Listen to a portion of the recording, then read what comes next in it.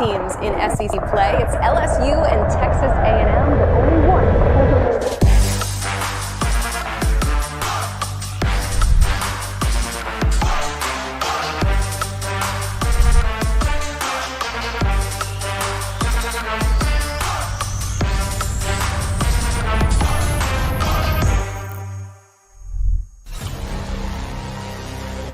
This is a lot of football to be played here in the month of November. But as we say around here, the games in November are the ones you remember. Our first goal is to go win an SEC championship. And that's what we're striving for. That's why we come to Texas. As a little kid, you live to play in these type of games in this atmosphere. They're going to be loud, they're going to be rowdy, they're going to be energetic. It's going to be a dogfight, four-quarter game. We have to play physical and we have to execute. Trust in the culture that we've developed.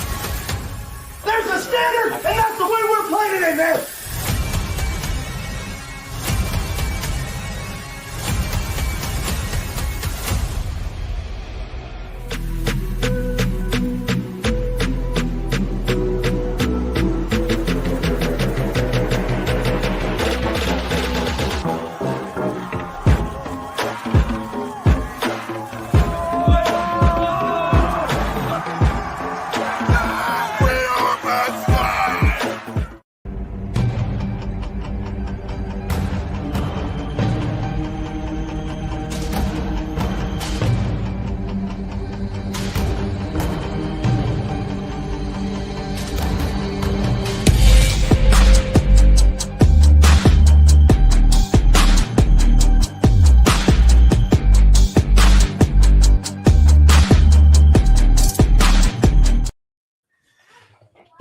Hey, what's going on, Derek? How are you, man? Good, man. How you doing? Another eventful weekend for me at home, but it was great. Yeah, that's what it sounded like. Well, I had one too. That was Wednesday. I had to get the septic tank. Man, I just can't catch a break. I don't know. They say when things happen, they happen in threes, and we're like a weekend of January, and I've had everything happen that probably could go wrong. Yeah. One of them my fault. Rightfully so. That was just me being dumb, but the other ones were not my fault. So here we are. Man, we got a great show tonight. I'm really excited about tonight. This was supposed to be our second Longhorn on, but here we are. Didn't happen. The first one didn't, whatever happened. It's hard to trust them Longhorns, man. It's just here we go. It's hard to trust them. I'm just going to tell you like it is. Can't trust them on the football field. Can't trust them to come do the interviews. I don't know. Listen. Saturday, actually, not Saturday. We actually have a college game Saturday. So weird. Listen. We'll get to that. We're not even going to jump into that. We're not there yet. We're going to get into that. I have some things to say about that game, but here we go. So before we bring our guest on, I want to run our main sponsor for the night, and then we'll bring her in. One of the many things that we offer is a fence repair, and today we're out here in Longview, Texas. We are going to be replacing a rotten 4x4 post.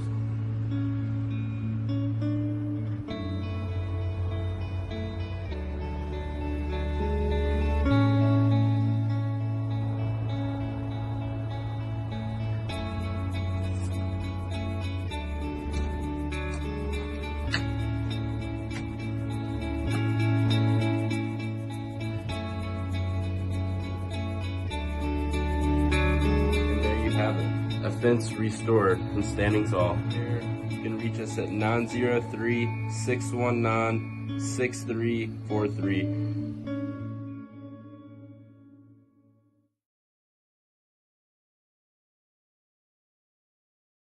I don't think you wanna go off the deep end. I don't think you wanna give me a reason.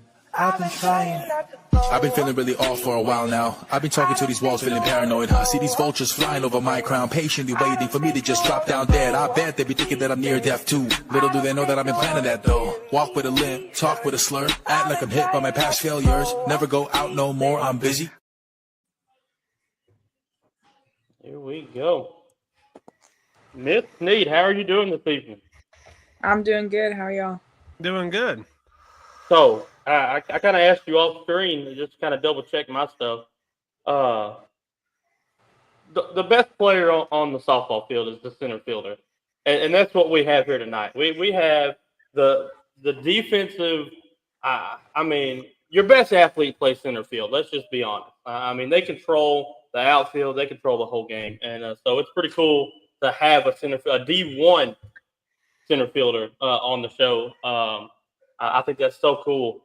My first question: has it always been softball for you? No. Well, growing up, I've played many different sports. I used to play basketball. I did volleyball. All these sports. I did gymnastics. Like I was going through any sports. And then watching my brother grow up, he started playing baseball, so I started playing baseball. So I just followed him. And then further on, my mom was like, "You can't keep playing with boys. Like you can't." I was like, "She's like, you got to go to softball." I was like, "Okay." So that's how it's been since then. Did you play anything in high school besides softball? I mean, your senior year, did you do basketball or anything? I did basketball and track. You did? Okay. Wow. Have you so wait, are you currently enrolled at Texas yet or not quite yet? Not yet. Okay, so are you still in your senior season right now? So are you enrolling early or no? Well, I guess softball starts. Yeah. Softball's starting somewhat soon, right? They start in I think March. So wow. So you're going to finish your senior season out completely, or senior year out completely. Mm-hmm. Have you always been at Conroe? Is that where you've always went to school at? Yes, sir. Wow, pretty big. You have a pretty big class down there. Yeah. I figured it. So we're from like small town East Texas. I graduated with 50 people in my class. Yeah. No. That's not even bad. I graduated with 22. So we're small town. So when you say Conroe big, that you're big school to us. Yeah, like you probably have 50 people in a math class with you. I mean, it's yeah. My entire school when I graduated had like 300 something people in it. That was it. Just the whole from pre-K through 12th grade. That's it. We had a kid on from Oak Grove, Louisiana, and from kindergarten through senior year, they're all in the same building. Like there was a set of double doors that separated the elementary, junior high from the high school. So yeah, that's crazy. So I'm gonna assume what's up, Mr. Cal? Hey, what's going on, Cal? Have you always played travel ball as well? I'm assuming you played softball year round, probably getting into high school. Or did that start a little bit earlier, like in junior high? I did travel ball since I was like 11, so it's been a while. Do you think that helped get you out there? Absolutely. And I'm asking because see, my daughter is she'll be 7 in a couple of weeks, and she's really into softball, and so we had the opportunity to go and play on a travel team, but I did not want to do it because it was our first year, and she's really tall. She's like 4'2", and she's only about to be 7. She's really tall. And so I ask you that because, well, I want to know for my sake and if that really helped you. I know a lot of people do travel ball or fall ball and all these different kind of like football. They do camps year round. So I'm just curious, is it kind of the same thing with softball? Does that extra exposure in outside of the regular softball season, did that really help you get that exposure, in the college ranks? It really does. Especially like going to camps of schools that you want to attend or you feel like that's where you want to go. That helps tremendously.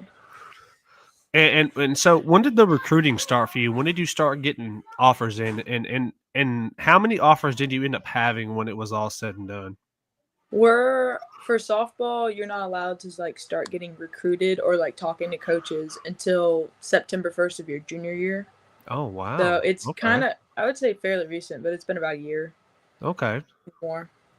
What was Texas the only one? I mean, there's no way Texas was the only one. I mean, if Texas offered you had to get other D1 offers. I mean, there's no way. I had quite a few more than just Texas. How many did you have? Do you remember how many you had? Well, most of the other schools knew I wasn't going to go out of state, so they didn't bother after that. So you told them, listen, I'm staying in state. Is that kind of how that went? Kind of. My coach kind of put that out there. So did any other Texas schools offer you? Like, I mean, A&M or, I mean, just any other Texas schools offer you? Yeah, Texas A&M and Houston, and there may have been a few more. I can't honestly remember. Was it always Texas? No, I actually never had a dream school where I wanted to go. Okay. What was why was it Texas for you? What sold you on Texas? Well, I was visiting campuses for my visits that I went on, and like both campuses, it was between Texas and A&M. Both campuses are really beautiful, and they just look awesome. It was just mostly the culture of just walking around. Hey, Derek, did you hear that? What the culture? The culture. The culture. Yeah, I understand that. He's an A&M fan. I always got to bug him. Hey, you get so close, but still so far away. Just look at the football team. But we're not going to go there. We're talking about softball right now. Hey, we can talk about softball. Let's talk about the Texas girls softball. I mean, we could go. Hey, they're there. They've been there. They went pretty far last year. Trust me, I watched. Have you been to the College World Series?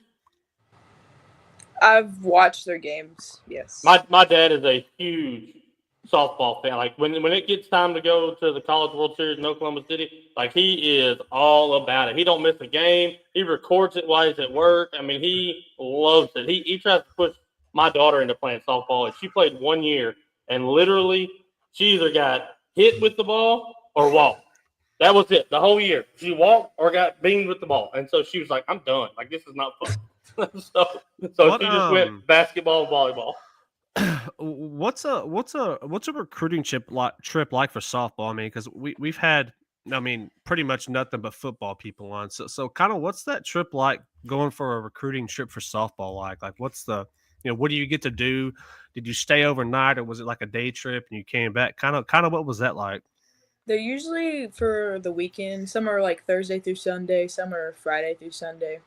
I know for Texas, they didn't have a home football game, and they were starting their softball like round robins and stuff. So they took us to those games, and we watched their games, and then they'll take you out to eat and like show you around, do a photo shoot. So you got to see the facilities, the locker room, all that stuff. Is it as I've seen the football locker rooms. I'm going to assume the softball, baseball, basketball is kind of similar. They're nice. They're really nice. They have everything you need and more. That's awesome. That's awesome. I mean, so I always like to ask. I don't want to get you in trouble or anything like that. But is there any talk of like you seeing the field as a freshman, or I mean, from the coaches or anything? I would like to think so. They are losing some of their outfielders, or I think they're losing about one outfielder by the time I get there. Okay. So there's a possibility. There's a possibility. Okay. Are you? I mean, you play center field. Is if I'm correct, is that all you're going for? Or are you open to anything out in the outfield? I'm open to anything out in the outfield. As long as she plays, that's it. So is there? Do you? I know in softball, baseball, some people have that secondary position. Is there another position you would play in the infield, or is it just strictly outfield for you? I'm mostly a utility player, so they'll stick me at third base or shortstop. I've been behind the plate before. Like my team just puts me wherever they want. Nah, I played catcher. I hated him. I hated catcher, man. It was, I don't know. I just did not like it. It was just awful. I don't know what it was, but that yeah. So would you consider yourself a power hitter or a contact hitter? Power hitter. Yeah, power hitter? I mean, okay. I see the stat. I mean, I didn't. I was just curious. Batting average is insane. Yeah. I mean, yeah. 474. I mean, and on base percentages on. I mean, almost 60%. How do y'all do? How do y'all do? Like your high school team, are y'all good? Are y'all ranked? How good are y'all? The past two years, we've gone to second round of playoffs. We usually lose to this one team, Bridgeland. I've never heard of that team. They had a pretty good pitcher last year, and she just shut us down. Are you? I mean, I guess softball hasn't started for your senior season, has it? Not yet. No, that's March, into March. Into March, so that's coming up. That's pretty cool that you haven't even it's weird because everyone we've had on, they've already finished, so you haven't even started your senior season yet. I guess what's the expectation? State or nothing, right? That's what it is every year, right? State or nothing. That's awesome, man. I'm shocked because it's a Longhorn player on. Man, I've been wanting a Longhorn player on forever, and I am glad we got somebody on because Derek beat me to the A&M player before I got my Longhorn player on. We've been like going at it trying to get these players on, and I'm finally glad I got me a Longhorn player. Are you strictly center field for your high school team? I know you kind of said that you're utility, but I mean, out of say 40 games, are you 35 of them in center field? For high school, I play shortstop. They haven't. Oh. My freshman year, I played center field because we had to shut down shortstop. But ever since she graduated, they moved me to short. And just like in my select team or my club team, I play in the center field. Oh, okay. So you're shortstop for your high school. Okay. Where do you hit in the back? I mean, I'm assuming with that average, you've got to be hitting. You're not hitting leadoff, are you? There's no way you're hitting leadoff. No. Third or fourth. Third or fourth, yeah. That's a third or fourth batting average. Yeah. Wow. So do you keep up with baseball at all? I mean, like, are you an Astro fan or a Ranger fan? Do you have a favorite player? You have a favorite softball player, maybe all time, or? Maybe not all time, but I really look up to my coach's daughter. She played for UL and she went to A&M first and transferred to UL. She's pretty much who I look up to. Wow, Okay. That's awesome. I'll tell you my favorite two softball players ever is Jenny Finch, the pitcher from Arizona, and I hate to say this, but the deadgum lefty from Texas, Kat Osterman. Hey, that she could sling it, man. I mean, she was good. Like she was good. I ain't gonna lie. I can't name a softball player. Well, actually, I can name one. I know who you are. I don't know very many. I do watch Texas, the Longhorns girls every. Well, we always make it to the the World Series tournament. Derek, I'm not sure if A&M does, but I know Texas does. So, how many rings do they have? I don't know how many rings they have. Well, that means they don't have any if you can't name them. So you got the same amount as A&M does. So let's just not go down that route. I'm pretty sure, and I could be wrong, but I feel like they've won one like in the last 5 years. I could be wrong. I know Oklahoma's kind of been running it. Oklahoma girls are, I don't know. Oh, they are unbelievable. I don't know what they have going on. I don't know what they're giving them girls over there, but they give them something in Oklahoma. Them girls are insane. Like even last year, I thought they were actually going to get beat by, was it Texas they played? Who did they play last year and they almost got beat by? I can't remember who it was. But I thought they were actually going to lose and they ended up winning the entire thing again. Of course, they found a way to win. I actually love softball, and I've been getting into it more obviously because of my daughter. I even started coaching because I know nothing about softball. I thought softball and baseball are similar, and they kind of are similar, but they're definitely different. I'm actually starting to love the game of softball. I think I'm gonna watch it more this year from the jump. Just a small plug. A&M has 2 national championships and 2 second places. Texas has 0 and 1 second place. Okay. So we can put that out there. We were talking about culture earlier. I want to throw that culture. I want to throw that culture in there. Fair enough. Fair enough. Fair enough. They've won. We haven't won one yet. But hey, but it's coming. Maybe next year. Maybe they were missing a center fielder. They're missing a utility player. And all. Yep. Maybe this is her. Yeah, because it's coming. A&M's about to have to sit in the back seat and watch. Uh-oh. well, I'm trying to think of have you had, I guess it's kind of, I don't know, I'm not gonna say it's rare, but have you had to go through any adversity or injuries in high school so far? I know you have 1 more year left, but have you had anything that's kind of given you a setback, and kind of what was that like in that process for you? Or have you been blessed to not have really any injuries or anything? Well, throughout my high school career, since freshman and sophomore year, I was perfectly fine. It was great. Until the end of my sophomore year, it was during track season, and I'm a jumper, so I do long jump, and I was pretty close to tearing my quad. So that wasn't fun. And so that kind of hindered me a little bit during like softball. I couldn't run as much, and it just wasn't very fun. So I had to get pushed through that. Have you been a 3-year starter so far? You have outfield and then moved to short, right? Okay, that's what I thought you said, but I just wanted to double check. Is that really the only injury you've had to really deal with? Was that one there? Last year, basketball season, right before our playoff game, I ended up getting concussion Oh, from one of the players. So that hindered me from getting into softball, which took almost till district play. Wow. Yeah. How was that on you mentally, not being able to play until district? It was very tough. I still came out to support my team, but it was just, I was like, I want to be on that field right now. It sucks sitting on the sideline. I mean, it does.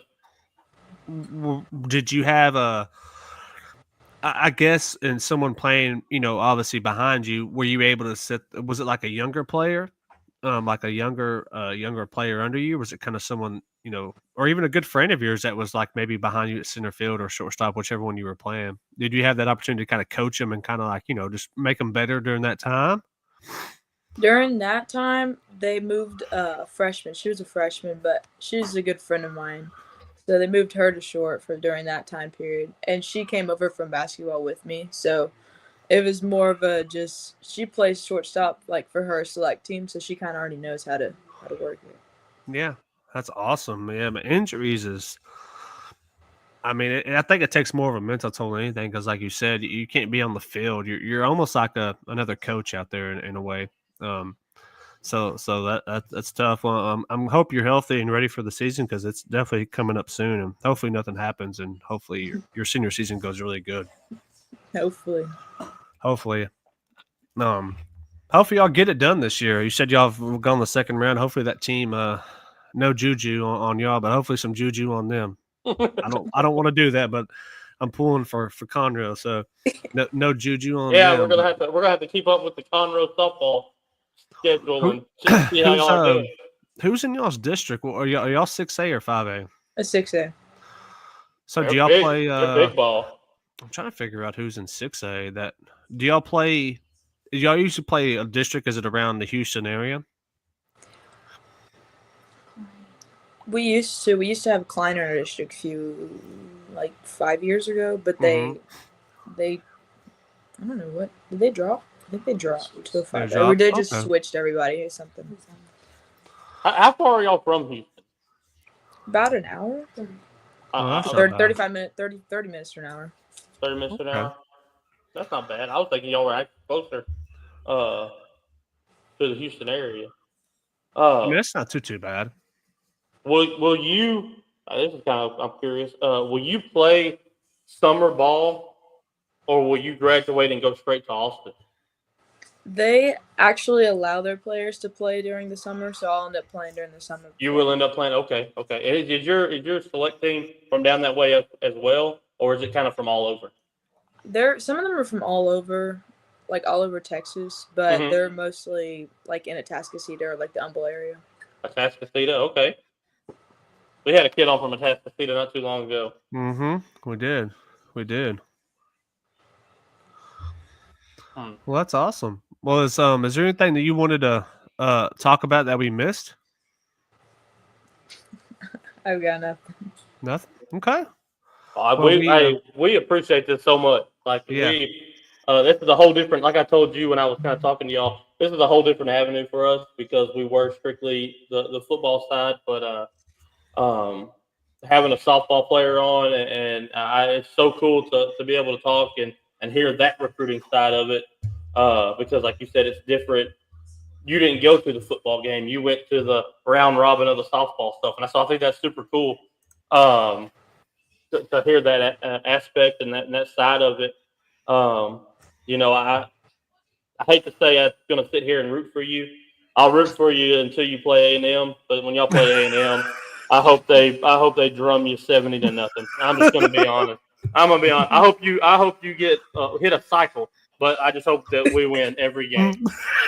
Derek, come on, man. I'm just going to be honest. You can't tell me you don't feel the same way. You're like, I hope you beat them by 60. Like, you can't tell me that I'm lying. Come on, Derek. Come on. You can root for long. I'm going to root for it until they play A&M. Then I'm like, hit for the cycle, but I hope that's the only run you get. Like, I hope that's the only one. Come on, Derek. Deep down you're burnt orange. I know you got some burnt orange at home. No.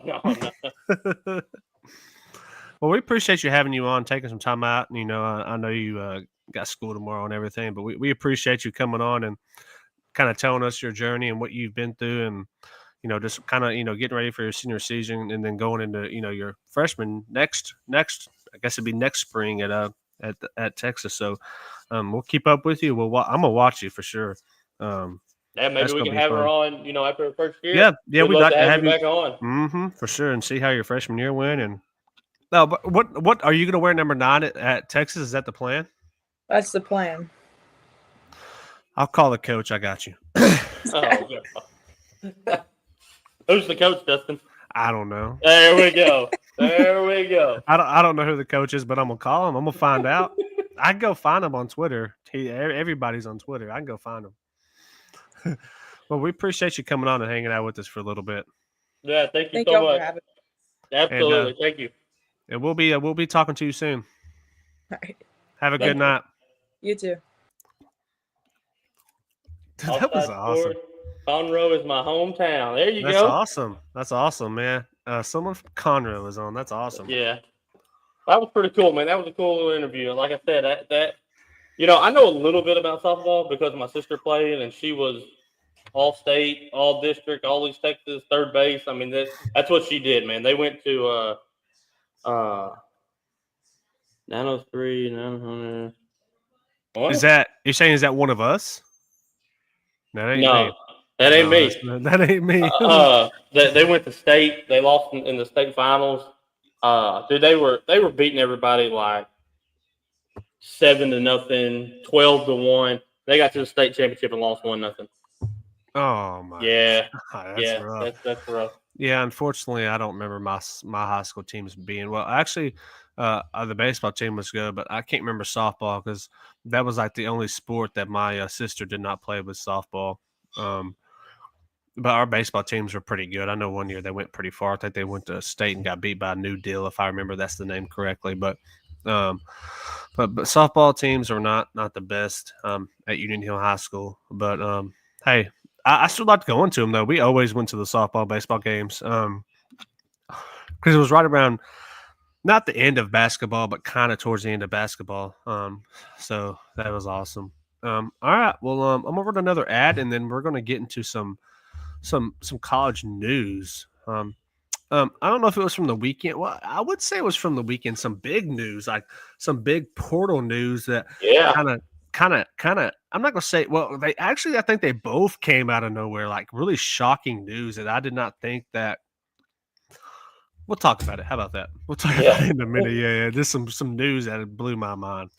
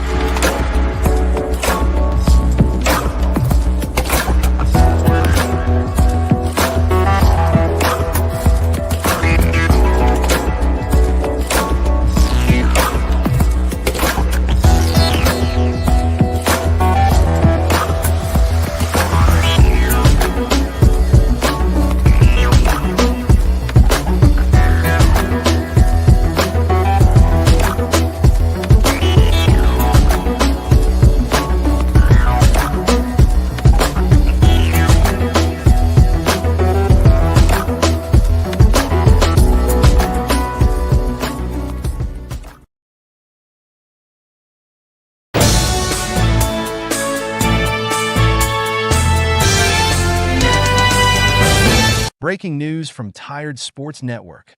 Alex Orji to transfer to UNLV.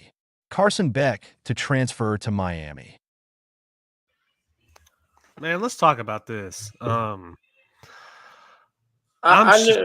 knew one was coming. I didn't know either one of these were coming. Personally, I didn't know. Beck he declared for the draft, which we all thought that was a bonehead move. I mean, it was because we did not think that he had the best year at Georgia. No, he struggled in 7 of the 12 games that they played. He struggled, right? Even the Texas game. I mean, they won, but he threw three picks. Yeah, he struggled. And then it comes out. I'm not sure what day it was. It was Thursday or up until yesterday. He's going to Miami now. My thoughts on that, or I know why he's going to Miami. He's going to Miami because that's where his girlfriend's at. Where's his girlfriend? But I seen something today. And I thought it was super funny. So it's the Caitlin. This is wild. The Caitlin Clark effect is why he's going to Miami. Are you ready for this? I'm ready. Caitlin Clark in Iowa drum LSU. Mm-hmm. Okay. Haley Van Lith then transfers to TCU, where Beck's girlfriend was. Mm-hmm. Then she decided that's going to take away from me being able to ball out. So where does she do? She transfers back to Miami with her sister. So where does Beck end up? Beck ends up in Miami where his girlfriend is. What does this do for Miami, though? Oh, it's going to be a down year. Okay, so can we get the Carson Beck from last year in Miami next year? Is there room for him to get better? Beck was a product of his defense, and I don't think Miami is going to have a Georgia defense. I firmly believe that. I mean, the defense was so good. It was almost like Brock Purdy. That's it. That's who he reminds me of, Brock Purdy. Like when Georgia's defense was just really good, like let Beck go out there and do whatever he needs to do. You know, if he wants to throw for 100 yards, whatever. If he wants to throw for 280, let him. But the defense was down a little bit this year, and you saw because Beck struggled. Like Beck needed to do some drive down the field or manage the game, and he struggled at it. Yeah, he did struggle. I think offensively, here's the thing that I think might get Miami better. Offensively, not defensively, because I mean he can't change nothing with the defense. He doesn't play the defense side of the ball.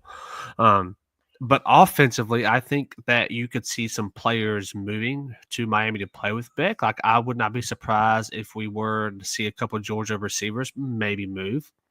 But the thing with Georgia is I don't think they're going to miss a beat offensively because I think Gunnar Stockton played well in their game they lost. Oh, they dropped the ball. He played well against Texas. I know he threw a pick, but when he came in, he threw a different avenue at them that they didn't expect to see. So I don't think Georgia is hurt by this because he'd already declared for the draft, so he wasn't coming back to Georgia regardless. But Miami's defense has got to get better because I think that's where Carson Beck does thrive. Is Carson Beck Cam Ward? I don't think so. Not a shot. Can they compete in the ACC? If their defense gets better, that's about the only way because, I mean, I think that's where Carson Beck does thrive is when the defense is playing well. Mm-hmm. And then Alex Orji leaving, I'm not surprised. When Underwood signed with Michigan, he knew his time was up. Yeah, but I love him going to UNLV, though. I think this is a good move for him because they just got a new coach, and I think he can go in there and compete because UNLV went through some stuff this year with the quarterback situation anyways. With the quarterback, yep. And was it the tight end as well? Running back. Running back. So yep. I think that's a good move. This will not. We're going to see some more moves, man. This is just kind of the two biggest ones that have happened so far. But rumor, and I'm going to throw this out to you, and I don't know if you're going to like it. It's got to be about my boy. So it's about Quinn, and it's not the Texas State one that I talked to you about. Sources close to the situation. Now I'm reading this verbatim. Sources close to the situation said keep an eye on Quinn Ewers and the Ohio State Buckeyes. I'm not surprised by that. I'm not either. I'm not either, and I think that would be really good for him because I don't think he played well this year. He played good, but he was hurt, and I think if he comes out next year, good shot he's the number one quarterback off the board. Yeah, like I do kind of want to I do want to talk about Quinn for a second. People could say he played bad all year. He's not a good quarterback. He's third all-time passing for them. He really put Texas back on the map, essentially. I mean, he did. Before Quinn was here, Texas was a 5-7, 6-6 team. They weren't good. Now, obviously, Sark coming here was a big help. Obviously the coaching, the dynamic of the Texas culture wasn't there. But Quinn isn't, he's not. The problem with Quinn is he's just not what we want to see from a quarterback because what do we see from a lot of good quarterbacks? They can run and throw. That's not Quinn. He's a pocket passer only. That's what he is. And that's not a bad thing. But I just think again, top 3 all-time passing, most yards by a Texas quarterback. He could have made even a bigger step if he doesn't get hurt. The last 2 years he's been hurt. Who knows what we would have gotten if he never gets hurt. Again, the offense just never – it still felt stagnant. Even the other night it felt stagnant. And, no running game. And kind of, again, we can go ahead and just bring up the games as we're kind of talking about it now. Texas, Ohio State. I mean, really, it was actually a better game than I thought it was going to be. Texas was right there. I thought a dumb toss play ruined them. That play, I'm not sure why we did that. I don't understand that play call. Why that was a Big 12 play call. That's what that was. That was a Big 12 play call. Why? And you're on the 1 or the 2, whatever it was. Why are you not bringing Arch in and running the ball? Yeah, I don't know. And then obviously Quinn strip sack for a touchdown. Hey, I called it. You said interception. I said pick 6 was going to seal the deal, and it was a strip sack for a return. Yeah, you did say that. So I will say this. I will say this. Texas defense played really well. They did. Texas. They did. I always talk about you don't ever when you go into a football game, you're saying our offense is going to score, and we might need a field goal. We might need a 40-yard field goal or whatever. Mm-hmm. Anything outside of that, that's extra. Yeah. So if you take away the strip sack fumble, now you're looking at 21-14, and Texas has a chance to tie it up right there late. Mm-hmm. Yeah. And after halftime, they really kind of shut the offense of Ohio State down. They struggled to move the ball. They shut Smith down. Oh, absolutely. One reception for 3 yards. Absolutely. Now they had Tate. Again, I mean, Ohio State had weapons. We knew they had weapons. It wasn't just Smith, but that was the weapon they had. They ran the ball well. Will Howard. The deal breaker, the thing that killed Texas was the screen right before half. You know what that reminded me of? If you remember about 4 years ago, the Kansas City Chiefs and the Dallas Cowboys played, and Tyreek Hill took a screen about 75 yards, 65, 75 yards, and he like walked behind the offensive line all the way down the field and then jetted in there. That's exactly what it looked like to me. Henderson had nothing but linemen and grass in front of him. That's it. I mean, literally. And I will tell you this, he is a great runner. Like, I saw him a couple times. Like, he would get over to the edge, and then he would, like, let up and wait for a hole or wait for something, and then he would take back off. I did not know he was that good of a runner. He's a very patient runner. He's a patient runner, and then when he sees the hole, he turns the jets on. Yeah, absolutely. He was big for them. I mean, he was running great. He did the pass game great. Will Howard played great. I thought Quinn Ewers played great. We ran the ball okay. Golden was hurt most of the game. I do think that in the passing game definitely hurt them. So really, Texas just couldn't find anything really going offensively. I think penalties helped them, and it's the fact a lot of penalties did help Texas. I mean, you can't deny that they did, but Texas still had the opportunity to tie this game up, and I do not blame anybody, but unfortunately I blame Sark on that play call. That was a terrible play call. I agree, and that put them in a really hard spot to have to pass the ball, and unfortunately Ohio State wins, and here we are, great year at Texas, but I mean, I said Ohio State by 10. I mean, I picked Ohio State because, again, the offense for Texas, to me, I haven't been sold on them ever since their first loss to Georgia. They just haven't looked great, and it showed. I mean, but in this game in particular, I do blame the coaching, the play calling in those particular moments that messed them up. They weren't put in the right position to succeed. I agree.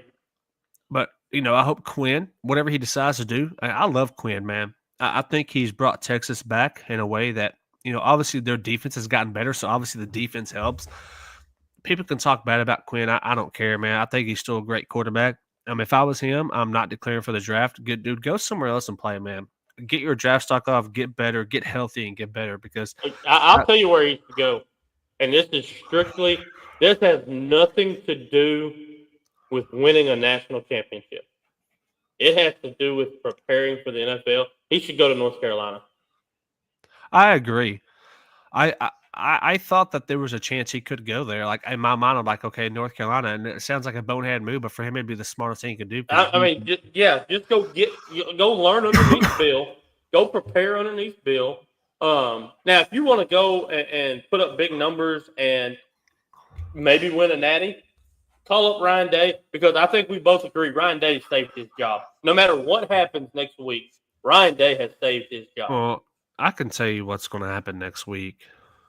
That's a Wednesday show. You're right. That's why I'm not saying nothing else. But I think if I'm Quinn Ewers, those are my two. Because as of right now, coming out next year, your top two quarterbacks are going to be Casey said Ohio State wins it all. Yeah, I mean, that's Wednesday, Casey. Wednesday. I'm not going to say anything, but I do agree. Anyway, the top two quarterbacks coming out next year, if Quinn goes back, is Quinn and Carson Beck.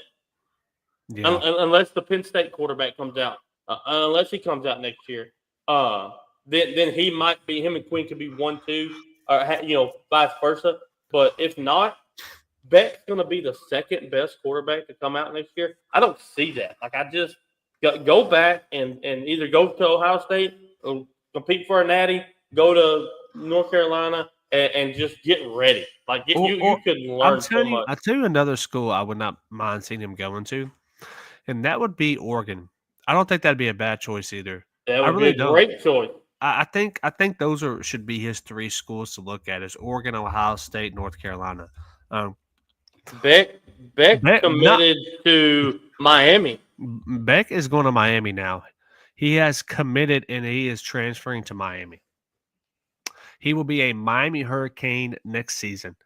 That is a done deal. Yeah. I mean, let's talk about this Notre Dame Penn State game. Absolutely hated it. I'm going to be honest with you. I'm going to put this out on. just straight out of the front. If the national championship would have been Notre Dame versus Texas, I would not have watched it. Why?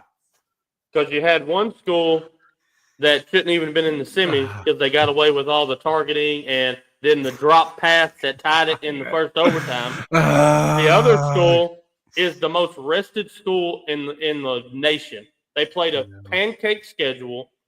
Somebody said, well, so as of right now with this Penn State game, they've beat 6 ranked teams. They beat A&M week 1, who didn't have a quarterback, and come to find out A&M wasn't very good. They beat Army. They beat Navy. They beat Louisville.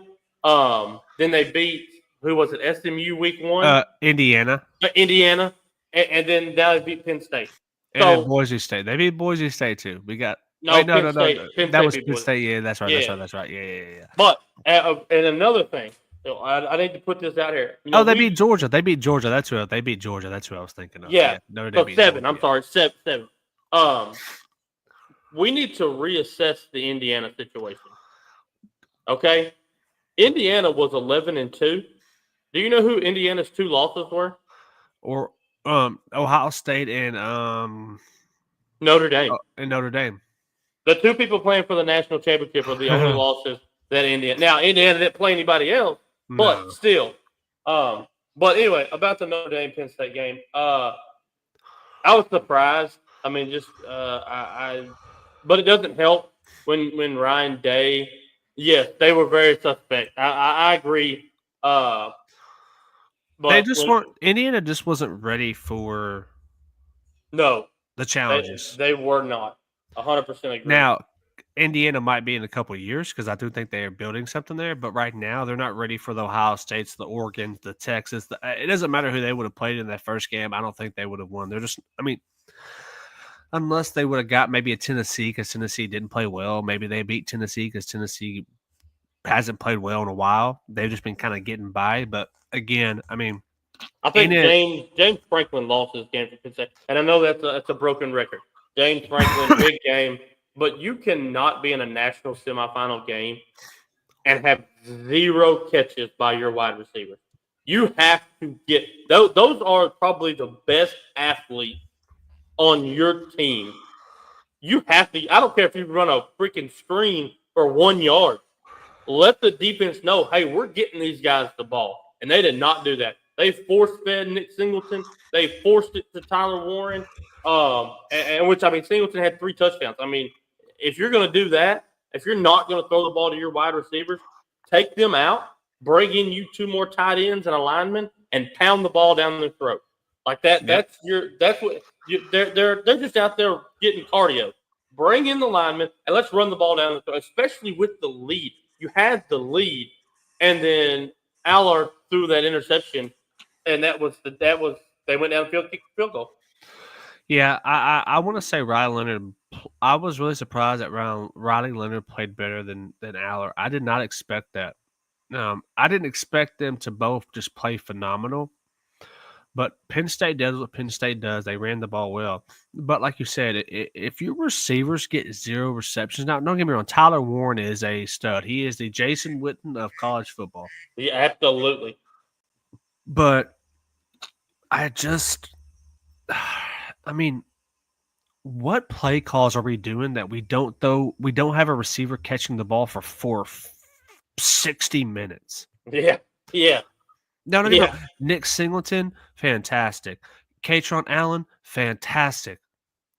But the fact that your receivers did not catch the ball, that's where they lost. And they still – could you imagine if they got the receiving game going, how much they could have won this game by? They only lost by 3, and what could have been – They could have ran the ball. They could have ran the ball better. Like, I mean, he had 3 touchdowns on 84 yards. So, I mean, they were running it well. The play action should have been wide open. Let me tell you who played really well for Notre Dame in the secondary. I know his last name, but Ryan Clark's son played phenomenal. Yeah. He played phenomenal in this game. Yeah. When they kept, like, they did some slow-mos after he played really well. Now, I get you could play well, but, like, I just still cannot, by the death of me, figure out how a receiver doesn't make one catch for 1 yard. Like, what are we doing? I don't like. I don't know. Like Tyler Warren was going to get these 6 receptions, 75 yards, no matter what. But you could at one point in time you could have 4 receivers on the field, and you're telling me nobody caught the ball for any yards. Yeah. That's on James Franklin. Like, you have to have better play con. You have to have better schemes. Like, whatever you're doing, like, you really messed up because you should have beat this Notre Dame team. Like, I thought Penn State should have won this game easier than what happened. I think we both did. I mean, the way that Penn State looked. But you know what this shows, Derek? That Marcus Freeman is a heck of a coach. He is a heck of a. And I told you this when Kelly left, and that door opened up, and I don't think I've ever sent you the video. That door opened up, and Marcus Freeman walked in. That entire locker room went nuts. So they were bought in from the first second he stepped through the door. Yep. And I will tell you this: I don't like to get political on this, and I don't like to get kind of sideways because I like to keep it family friendly and unbiased. But I'm gonna tell you something that really pisses me off. I get tired of hearing that Black Coach Freeman is going to be in the next. No, it's Coach Freeman. It's not Black Coach Freeman. It wasn't Black James Franklin. It was Coach Freeman. That's all it needs to be. Like, America is the only country that tries to assign a race and a gender. Like, it's Coach Freeman. The man is a legit coach. And he went out and got Riley Leonard. Like, this is Freeman's second year, and he went out and recruited Riley Leonard. So, like, he knows what he's looking for. He is a great coach. I love what he's doing. I'm so happy for him. I don't like Notre Dame at all. Everybody knows that. I am so happy for Marcus Freeman, and what he's built there. Brian, Brian Kelly said, "Oh no, you can't win. You can't beat the big schools at Notre Dame because you don't have the kids." Freeman's shown you have the Freeman's kids. showing that you can. Freeman will win a national championship before he's done coaching. I don't think he finishes his career at Notre Dame because I think his end goal is Ohio State because he played there. I think he wants to go back. I think he fell into a perfect situation at Notre Dame. But that's my take on that. Yeah, I agree. I mean, Marcus Freeman's a heck of a coach, and I definitely could see him going to Ohio State when it's all said and done because that's where he played. That's his alma mater. He wants to be there. I think he wants to be at Notre Dame now, obviously, but in the future, I would not be surprised if we see Marcus Freeman in Ohio State. So we got it set. I mean, it's Notre Dame, Ohio State. We'll talk about that. It's next Monday, so we'll talk about that game. I cannot believe we're down to the final college game. It's crazy. It seems like it just started yesterday. But here we are. We have one college game left. I'm excited to talk about that when the time comes. It'll be real soon. Let's run another ad, and we're going to get into some NFL stuff from this weekend, and some breaking news in the NFL as well. A couple things that's happened the last couple days or so. So we'll talk about that. Comanche Tees is located in Longview, Texas. They are owned by Naomi Simmons. They specialize in making all kinds of custom apparel and hats for any occasion. You can scan the QR code on the screen to go to her Facebook, give her a call at 903-985-9120, or even email her at comanchetees24@gmail.com.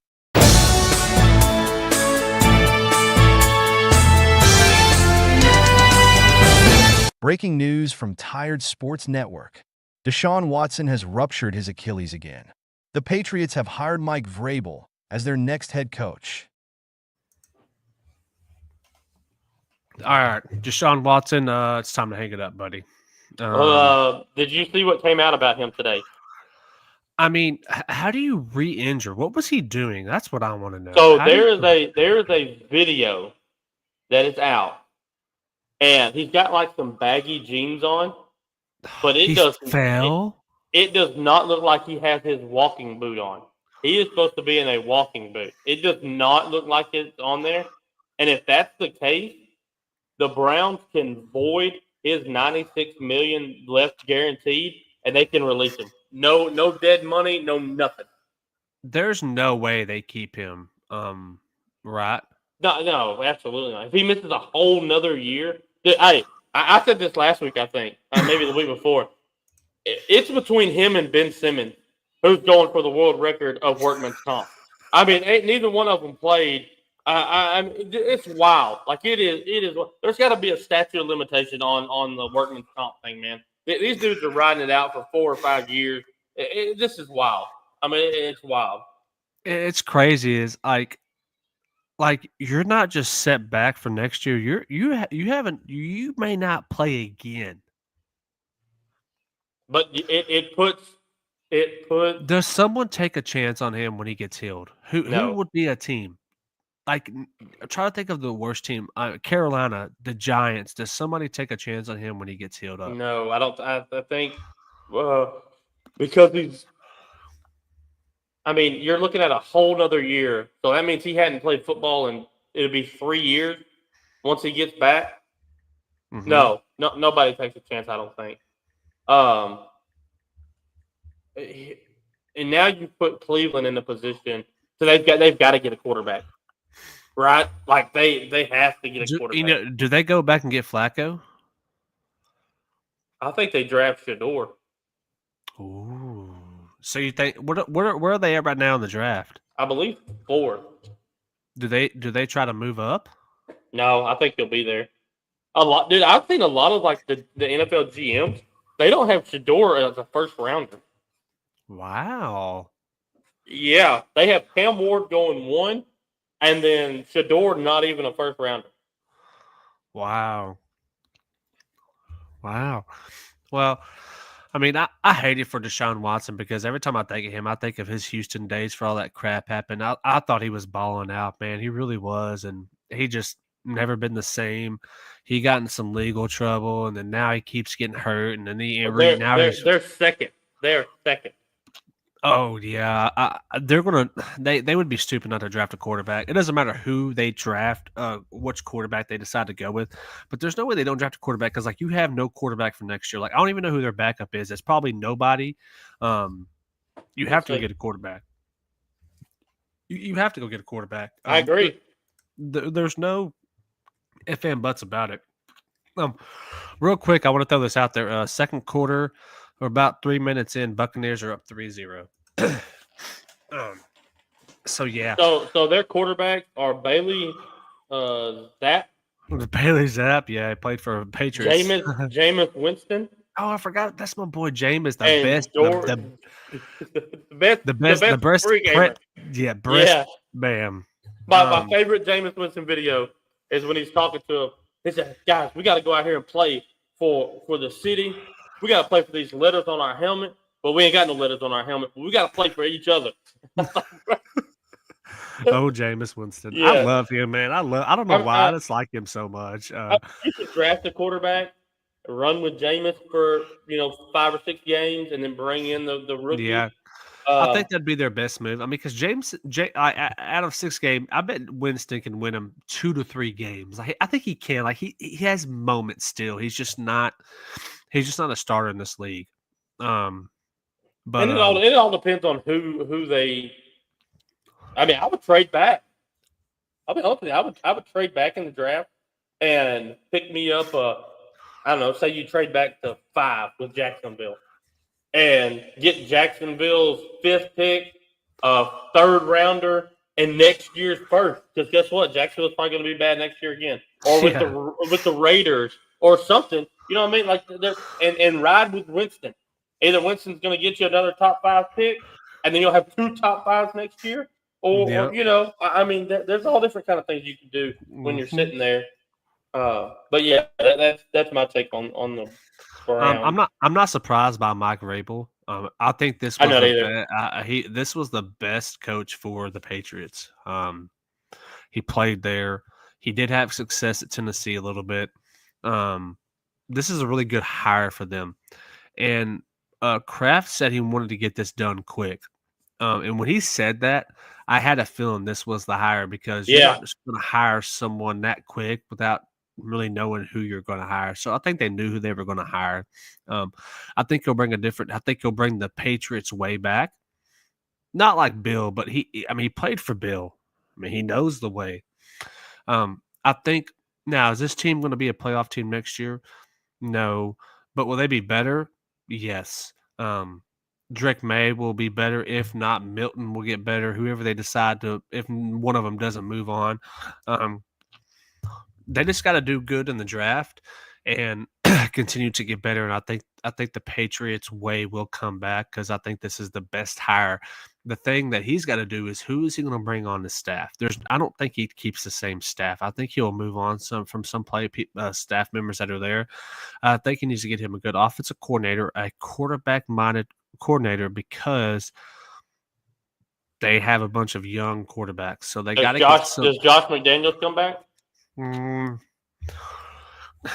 mean, he did get fired. I mean,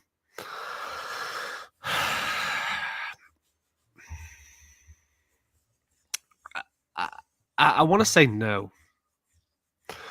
You don't want to bring back the Patriots. You just want to bring the culture back. I think that could be. I don't know. I don't think I would. I think I'm getting fresh coaches in there, people that I trust. I'm not saying it would be a bad hire. I'm going to tell you the only thing that I don't like about this situation is you're in a sticky situation now. Like, if the Patriots go 4-13, do you fire him? Do you fire him because you did that to the last guy? They only won one more game than the last guy. You know what I'm saying? Like why are we giving him X amount? And he signed a 5-year deal. So I mean, you sound like he's locked in. I think Robert Kraft would give him more time, but see, that's what I don't understand. Why would you give? And I'm not knocking on Vrabel here. I'm just saying why would you give Vrabel more time, but not Jared Mayo more time? Like, what's the difference there? They both played for Belichick. They both played for the organization. One has had experience and one hasn't. I mean, whatever. But like, what if Jared Mayo could have won one more game next year than he won this year? So now you're not really doing any better than you were doing the year before, which was. The only thing that I can think of is Mike Vrabel had success in Tennessee, and I think Kraft thinks that they have the team to be successful with all the young guys like we talked about. And I think the deal breaker of the whole thing, I don't think it had anything to do with Mayo's a bad coach, no experience. I think he lost them the number 1 pick, and he lost them a Travis Hunter who's going to sell jerseys and pack the seats and stuff like that. And I think that personally was the thing. I mean, it has to be. That's the only logical explanation for that. Yep. I actually kind of agree with that. I mean, it sucks that it went that way, but I do think that they will win more games. Like I could see them winning 6 games next year, and that would definitely be an improvement. But I don't know. We'll see what happens though. I mean, great hire though. I'm not against the hiring, but I also wasn't against the firing of Mayo either. Yeah, I agree. So, well, let's we're going to another ad real quick, and then we'll hop into the wild card games from this weekend. So, guys, we got Dubby. They actually just dropped a new flavor today, by the way, and I did not catch the name of it, but they did just drop a new flavor. So, guys, again, we have partnered with Dubby. They have tubs of powdered energy that you mix with water, and man, they have all kinds of flavors. Like I said, they had a new flavor they've added as of today. They do have push and punch is actually phenomenal. It's really good. If you like this stuff, they have a Facebook page, they have a app you can use, and they have their website. If you do want to try this stuff out, use code TS2024 and you'll get 10% off your order, and that would contribute to our podcast. So we would really appreciate it. So again, guys, go out and check this out if you like this stuff and see if you like it. All right. I was really surprised by Houston. I was shocked. Mixon played well. Nico played well. Stroud played well. But on the other side of it, Chargers couldn't run the ball, and Herbert played horrible. 4 interceptions. 4 interceptions, only 14 of 32. McConkey played outside of his mind, though.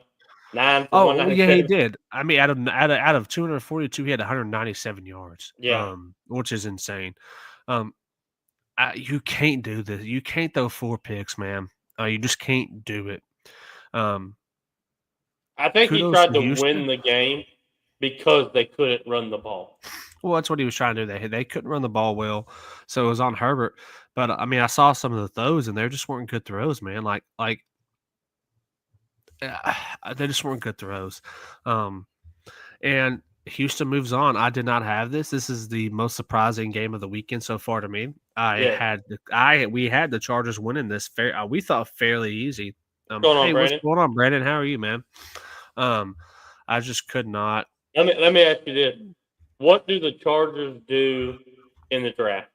I think one thing that is the top of the list, but I want to get your take on it first. In the draft, or off season. What I mean, if you can. For one, you got to get another receiver. Like McConkey, he's great. He's been a great rookie. They need to go get a receiver, another receiver. They need another receiver. Oh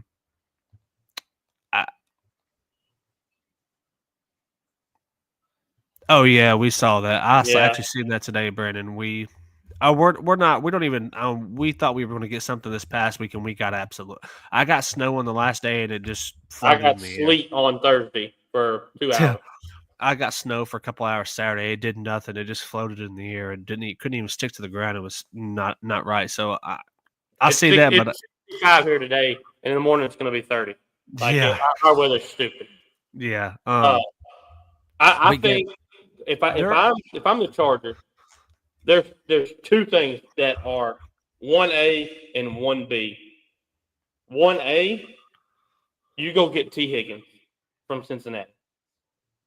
I know he said he doesn't want to leave for the money, but if you put him enough money in front of him, he's leaving.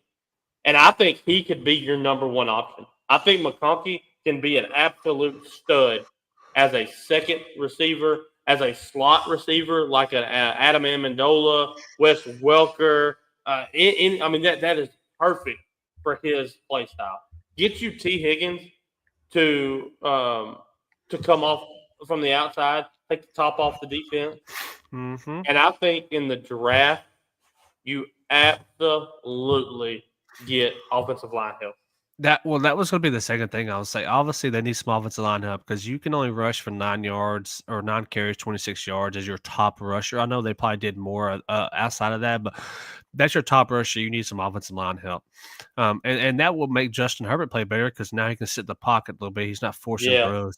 Yeah. So I completely agree with you. They need to focus on another receiver, someone like a T. Higgins, someone of that stature, and get some offensive line help, and this team will. This was a disappointing loss. Yeah, super disappointing. Especially with the Houston team that's not healthy. But I will give kudos to Stroud. He played good. Mixon showed up. We hadn't seen Mixon in a couple weeks. Yes, we talked about that. And then Nico Collins, he played like the number 1 receiver, and he had to because he's the only number 1 receiver. I know they have other receivers, but he is the only one left that's healthy. So, kudos to Houston. They move on. Unfortunately, they might be playing the Chiefs, and they will not beat the Chiefs. I'm sorry. I don't think they'll beat the Chiefs, so the Chiefs will get another easy win. They are playing the Chiefs. The Bills get the Ravens. Yes, because the only other team that could have played them was the Broncos, and the Broncos obviously lost, and we'll get to that in a minute. But Baltimore, I'm not surprised. We picked Baltimore to win this game. But Najee Harris, it's time for him to go. Well, we were just talking about look at theirs is even worse. That's why they couldn't keep up. Russell played good. Russell played good. Pickens played. No run game. the defense couldn't stop Lamar Jackson. Lamar Jackson had a field day. I mean, he didn't have crazy numbers, but he was very efficient. Derek Henry ran all over him. I mean, even and Baltimore was without Flowers, and they still comfortably won. Yeah. I'm going to throw something out to you. I've been thinking about this all day. This was kind of a hot topic that I want to talk about, but let's just talk about it right now. That way that we can do something else. You always hear about change of scenery for the players, right? You always. I know exactly. I know where you're going with this. Mike, you got to. Yeah, he's got to get out right now. Right? Would you take him in Dallas? Yes. Oh my God. In a heartbeat. A heartbeat. He's never had a losing season in over 20 years. Why would you talked about it during the interview today or earlier? Culture. The culture that he would bring to the locker room. Okay, I think outside the locker room, you're going to have Jerry's culture. Jerry's going to run it. Yeah. But inside that locker room, I think Mike Tomlin would be an absolute legend. And I think he could build that team because we've got the defense. When healthy, Dallas has a good defense. Dallas needs a culture change. That's their problem. That's exactly what they need. Because they need even somebody. offensive, let's just be honest. Dak is not a terrible quarterback. I don't even think he's a good quarterback. He's not great. He's not phenomenal. He's a good quarterback when the defense is playing well, when we have a running game. They need a culture change. That's what they're missing. They're missing the culture of Dallas football. That's what they've been missing this entire time since the last time they won. It's not necessarily it's not even the coaching. It's just the culture of the football team itself is missing. When I would trade 2 seconds for Mike Tomlin. I didn't know that coaches could get traded. Did you know that? I did know that. Yeah, I did not know that. You can. I would trade 2 seconds for Mike Tomlin. I would trade whatever. we just need the culture back, man. That's what they need. I would trade whatever to get Mike Tomlin. Yeah. In Dallas. Now, would he come? I mean, well, if he's traded, he ain't got a choice. But he got a choice. But yeah, I mean, kudos to Baltimore. Played great, as I expected them to win. Steelers offensively played great outside of the run game. The defense just couldn't keep up because the offense couldn't keep up. So, and then the 2 games today. Bo Nix played he played good. He didn't play bad. Numbers aren't flashy. The defense just couldn't stop. I'm gonna tell you, if they make that field goal right before half, I think it's a completely different game. I agree.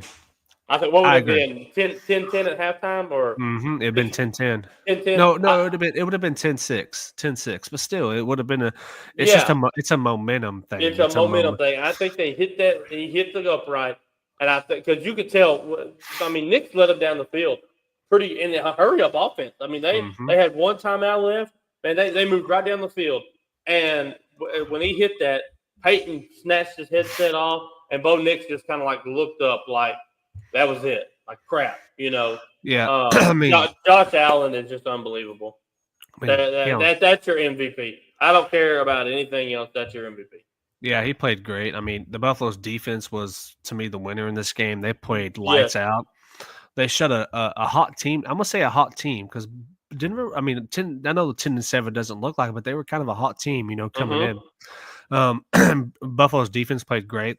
They kept a lot of pressure on Bo Nix, and as a rookie, that's what you should do. They kept pressure on him. They kept throwing different packages at him to all these just different types of rushes, and they just couldn't block very well. But Bo Nix didn't turn the ball over. But here's again the problem with Denver: no running game. Why is your quarterback your best rusher, man? You're not going to win a game if you can't run the ball. Agreed. You're just not. So, I mean, great first drive by Denver. They went down there and scored a heck of a pass by Bo Nix. Then they just could do nothing after that. And Buffalo, rightfully, we expected this. I didn't expect this score. I thought it was going to be closer, but I expected Buffalo to win. So kudos to Buffalo. Good win there, and we'll moving on to next weekend. Green Bay. Is Jordan Love it? I mean, he didn't have his best receiver, so I'll give him a little bit there. I think he's banged up, man. I mean, he got hurt last game. He was banged up. He was injured and played. I don't want to use that as an excuse, but I mean it's been a long season. I mean he's technically he's been hurt a little bit this season actually. So I didn't expect Green Bay to win. I mean I knew Josh Jacob was going to run well and he did. They just Philly just controlled the game. Jalen Hurts didn't have to do much. Saquon Barkley got his. I mean, the score doesn't show, but it was still an easy win for Philly. It was an easy win. The defense played lights out. Obviously, 3 interceptions. 3 interceptions. Two of them were straight to the one. I will tell you this. Yeah. I will tell you this. The last one that I saw right before we jumped on live, that was a pass interference in the end zone. I mean, the dude, he's running, and he's literally trying to come back, and the defender pulls him, and the other dude just jumps right in front of it and catches it. That was a PI. I mean, and you're talking now. You're on the 1 yard line. Mm-hmm. You're talking 17-22 with a little over 2 minutes left. You're talking a ball game. Yeah. Green Bay. I don't know, man. I don't know if I don't know. I knew Philly was going to win. I did not expect Green Bay to win this game. I don't know. They got to figure something out there. They got to get Jordan Love. I think they need another receiver. I think Devontae said he wouldn't mind going back. I saw that today. I mean, Jordan Love. I think he's their quarterback. I mean, look what he did against Dallas last year, and then they almost beat. Who'd they almost beat last year in the second round? I can't remember who it was.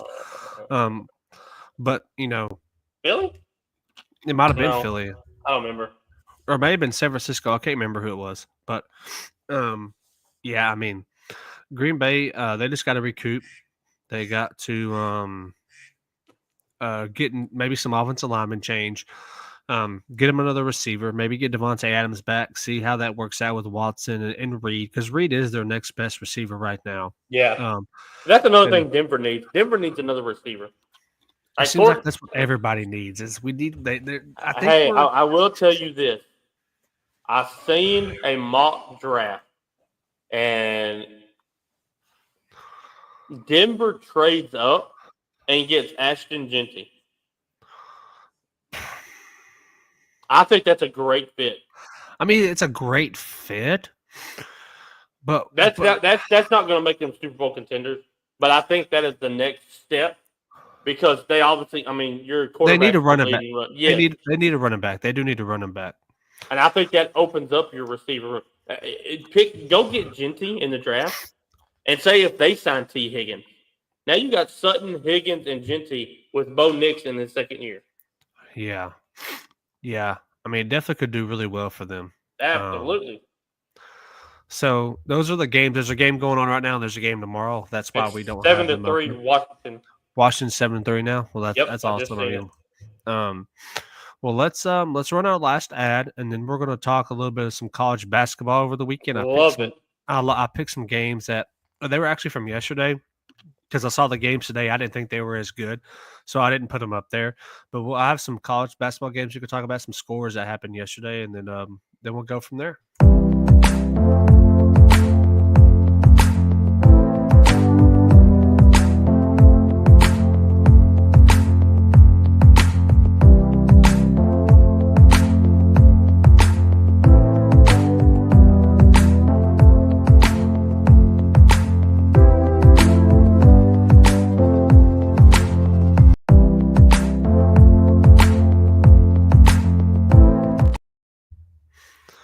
All right.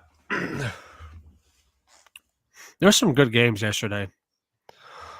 Obviously, Texas kept it competitive with Tennessee, but ended up losing. Tennessee is a great team. They were coming off a big loss to Florida, about 30 points, so I expected them to bounce back. But Texas kept it competitive. Texas just hasn't. I mean, I've noticed they just don't have that go-getter. That go-getter score for Texas. Yeah. I don't have that this year. I don't have that PJ Ford or Durant, somebody like they don't have a player like that. So I mean, but they kept it competitive. But they won a game in SEC yet. So Um, the basketball side of things are not going good for Texas this year in the SEC. And then Cooper Flag to go to the Duke game, all-time 40 leading freshman scorer for Duke. And you dude, think about that. You think about that lineage of freshman scorers at the University of Duke. I saw that. I was watching that game. Dude, Unreal. he's unreal. Now I know Notre Dame's not that great, but he's unreal. What's those 3 letters right there beside Notre Dame where it says 1 and 4? What does that say? ACC. So they're in a conference? Yep. Oh, that's weird. That's awkward. I didn't see that on the football side of it.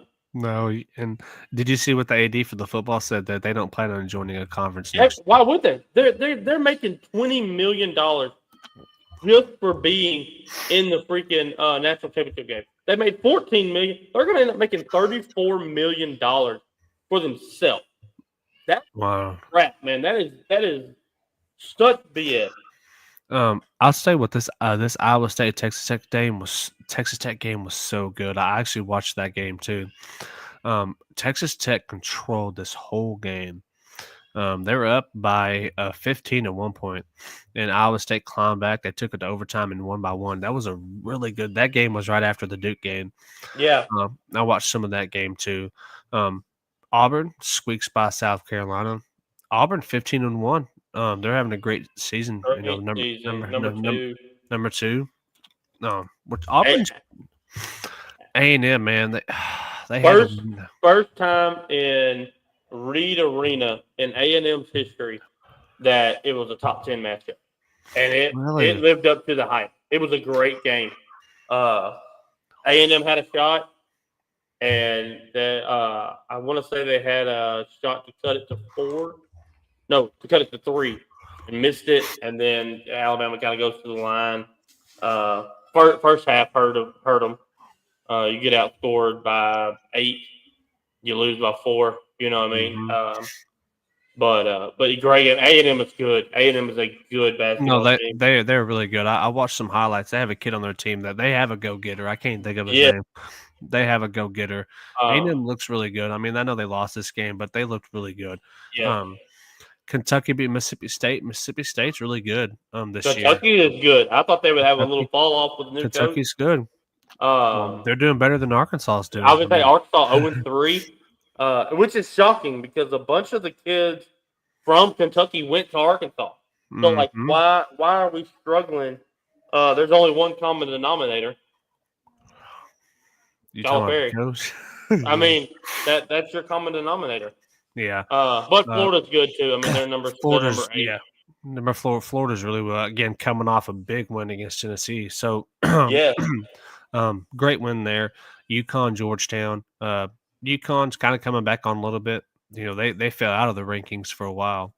Yeah, they lost 3 straight in that tournament. And so, you know, they're playing well. Kansas beat Cincinnati.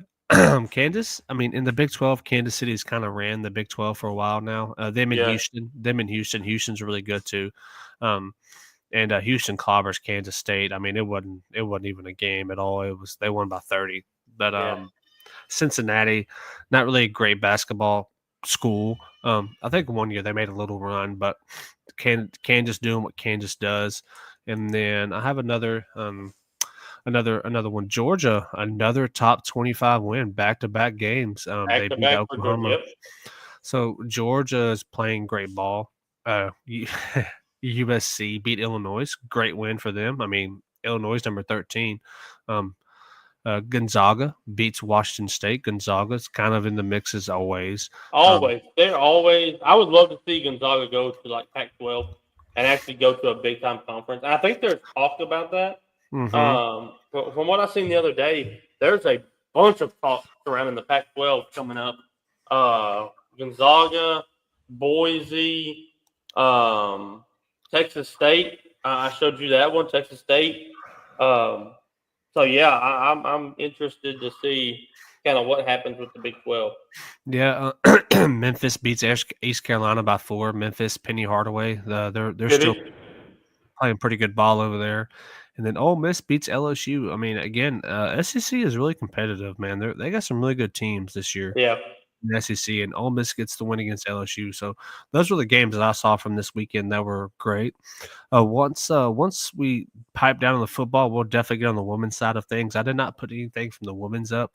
There wasn't a ton of great games in the women's. There was a couple today, but that was really it.